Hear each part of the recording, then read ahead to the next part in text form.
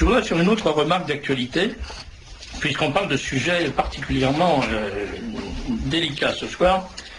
Je ne regarde jamais la télévision pour la bonne raison que j'ai aucune raison de laisser un égout se déverser dans mon salon. Mais là, il se trouve que tout à fait par hasard, j'ai quand même été amené à voir une émission qui s'appelle, je ne sais pas comment d'ailleurs, le nom de l'émission m'échappe, mais qui était faite par un monsieur Carlin. Monsieur Carlin, un spécialiste du reportage sournois de provocation. Et alors, il a fait une émission qui était tout à fait assez répugnante d'ailleurs, je dois dire, sur la pédomanie, où il filmait la prétendue confession d'un pédomane, qui en fait est un type particulièrement malfaisant et vicieux, qui essayait de se justifier d'une façon assez tordue, et de la victime de ce pédomane qui était un pauvre gosse. Je me suis demandé d'abord pourquoi il faisait cette émission. J'ai vite compris que cette émission n'était pas du tout une émission sur la pédomanie. Cette émission était une émission contre l'Église catholique. Il s'agissait de montrer que les patronages catholiques, les associations catholiques, les groupes catholiques sont des nids de pédomanes. D'ailleurs, Carlin s'en est défendu dès le départ en expliquant que ce n'était pas du tout ce qu'il voulait faire. Alors, comme il s'agit de la langue d'inversion qui est en usage aujourd'hui, on sait aujourd'hui que quand quelqu'un vous dit « moi je suis démocrate », c'est parce qu'il ne l'est pas, et quand il vous dit « je suis libre-penseur », ça veut dire qu'il ne l'est pas, qu'il est au contraire contre la pensée libre, et quand il vous dit « je fais une émission qui n'a rien contre l'Église catholique », vous pouvez être absolument certain que c'est une émission qui est dirigée directement contre l'Église catholique. Il a pris donc dans son affaire, dans son reportage, l'exemple d'une association catholique qui s'appelle les Chantiers, et qui est un patronage catholique tout simplement, où naturellement, comme ça arrive hélas dans les mouvements de jeunesse, ou les mouvements où il y a des jeunes, il y a des détraqués qui s'infiltrent là-dedans et qui se livrent à leur petite cochonnerie. Et comme de toute façon, quand on les prend, au lieu de leur faire ce qu'on devrait leur faire, c'est-à-dire de leur couper ce qui sert à faire ce qu'ils font, et puis les foutre en tôle sans préjudice d'un séjour en prison qui pourrait durer, à mon avis, jusqu'à l'extinction du personnage sans que ça gêne personne, eh bien, on leur fait des remontrances, on leur explique qu'ils sont malades, qu'on va les soigner, et on les remet en liberté. Naturellement, ils n'ont rien de plus pressé que de recommencer. Oui, il ne faut pas que je fasse ça. Bon. Oui. Et je m'étonne simplement que M. Carlin ne se soit pas intéressé à d'autres affaires. Par exemple, il aurait pu nous parler du nombre remarquable, tout à fait anormal, d'instituteurs ou de fonctionnaires de l'éducation nationale qui ont été pris, qui sont en prison, qui sont à un instant de condamnation ou déjà condamnés pour des faits exactement équivalents, et qui en général ont été pris une fois, deux fois, trois fois, quatre fois pour les mêmes affaires, ont été arrêtés, remis en liberté, sans plainte de leur administration, simplement changés d'école. Il y en a un notamment qui a été finalement piqué dans une école du 19e. Ça faisait 4 fois qu'on le changeait d'école et ça faisait 4 fois qu'on lui donnait un grade supérieur pour le faire changer d'école. Il a fini comme directeur d'école et là il s'est fait prendre. Il était protégé parce que naturellement il était franc-maçon. Alors ça, M. Carlin ne nous a pas dit qu'il y avait un lobby des pédomanes francs-maçons à l'intérieur de l'éducation nationale qui protégeait ces gens-là. Il ne nous a pas parlé de l'affaire de Tribune Juive. Le directeur de Tribune Juive a été, il y a quelques années, arrêté pour une affaire de pédomanie. Il ne nous a pas parlé de l'affaire du communiste Duguay qui vient d'être arrêté, là, à Chambéry, pour la 4e fois en 20 ans, pour une affaire de pédomanie. Ce type est le pire industriel de la pédomanie qui existe en France. C'est un type, j'ai vu les photos qu'il réalisait lui-même en posant avec des enfants de 2 ans. J'ai été physiquement malade quand j'ai vu ces photos. Vous savez ce que ça veut dire, physiquement malade? Comme quand on est assis dans le sens contraire dans le train et qu'on a mangé un peu trop de boudin gras. Voilà, j'ai été malade. C'est tellement répugnant. Ce type est arrêté systématiquement. Il est mis en prison pour 2 ans. Il est remis en liberté. Il déménage et il recommence. Il avait commencé à Saint-Ouen. Il est parti ensuite à Bordeaux. Puis il est parti dans le Midi et il vient de se faire reprendre à Chambéry ou à Annecy, je ne sais plus exactement. À chaque fois, c'est la même chose. Il est à la tête du plus grand réseau de pédomanes d'Europe. Il fabrique des milliers et des milliers et des milliers de photos. Ces photos sont quelque chose d'absolument épouvantable. Vous n'avez pas idée de ce que c'est. Ce type mérite une balle dans la tête. Il mérite d'être exécuté. Et il continue, il est relâché. Pourquoi? Parce que c'est un militant communiste qui est protégé par le Parti communiste. Ça fait des années que ça dure. Quand il était à Saint-Ouen, il était employé par la mairie de Saint-Ouen, qui avait trouvé très intelligent de filer à se détraquer la direction de l'équipe de basketball de la municipalité. Et il filait du fric à la mairie. Voilà pourquoi il était protégé. Ce type avait parmi ses clients un consommateur de produits pédomaniaques dont j'ai retrouvé le nom dans le dossier, sous le scellé numéro 17, il y avait un carnet qui appartenait au revendeur de M. Duguay. Ce revendeur s'appelait Sokolovski. Sokolovski avait un jardin autour de sa villa du côté de Saint-Ouen. Dans le jardin de la villa de Sokolovski, on a trouvé des ossements d'enfants. Il n'a jamais été inquiété pour ça. Il a été protégé. Dans son carnet, il y avait le nom de ses clients à qui il envoyait les photographies. Parmi ses clients, il y avait un garçon qui s'appelait l'homme du pullover rouge, Christian Ranucci. Ranucci, c'est ça.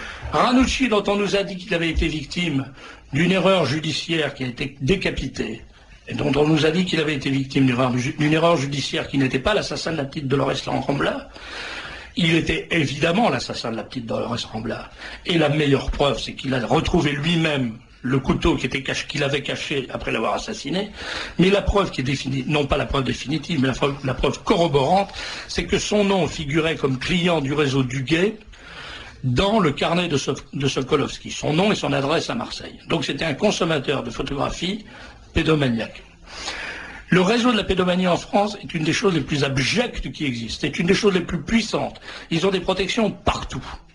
Et récemment, on a entendu dire par un personnage très important qu'ils avaient même des protections dans la magistrature. On a dit également récemment, il y a une mère qui a la preuve que son propre mari a emmené ses propres enfants dans des séances comme ça, dans le cadre d'une secte de timbrés qui font probablement des sacrifices humains. Personne ne mesure l'immense gravité du problème en France. Et tout ce que trouve à faire M. Carlin pour nous parler de la pédomanie, c'est de filmer un type qui dit « Oh oui, j'aurais pas dû faire ça, oh là là, qu'est-ce que c'est mal, oh je regrette d'avoir fait ça, oh là là, je me le pardonnerai jamais », et d'expliquer que c'est l'animateur d'une association catholique.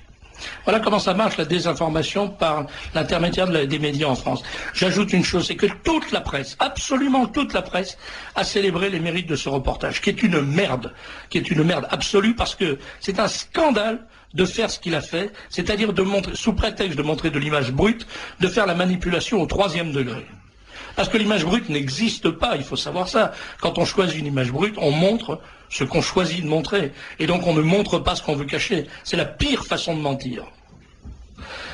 Il y a véritablement un problème en France. Je le dis avec beaucoup de passion, beaucoup de colère, parce que je suis épouvanté de voir la direction que prend notre pays par manque de courage de ses habitants. Je le répéterai jusqu'à en crever.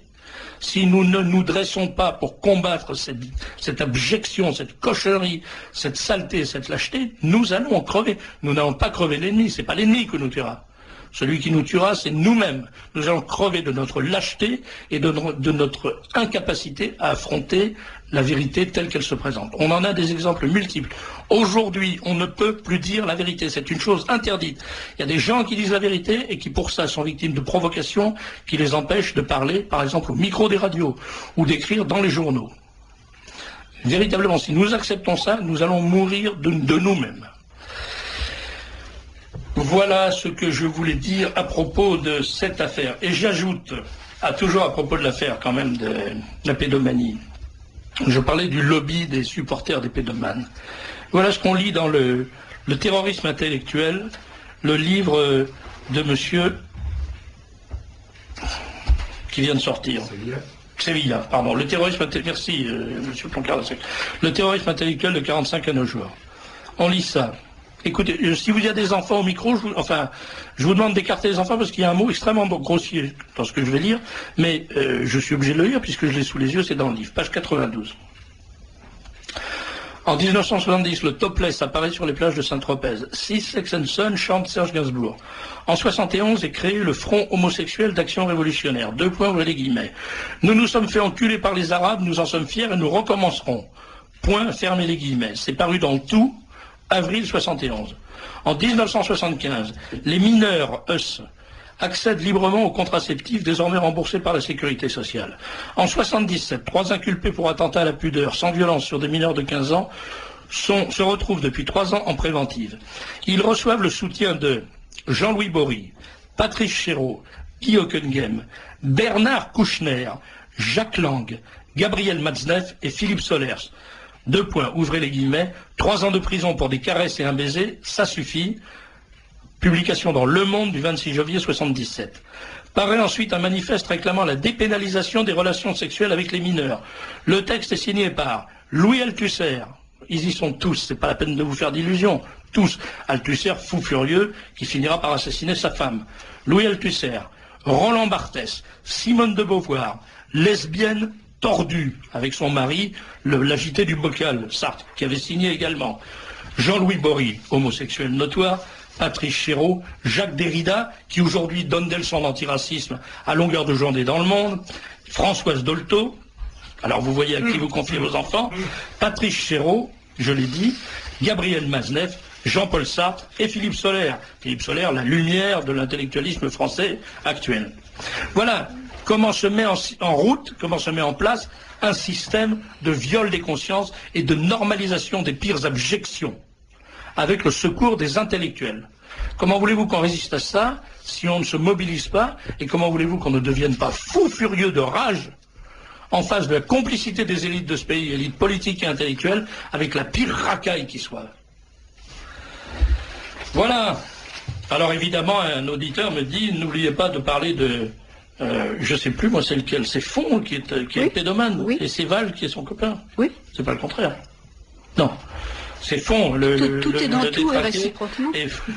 Et Val, le directeur de Charlie Hebdo.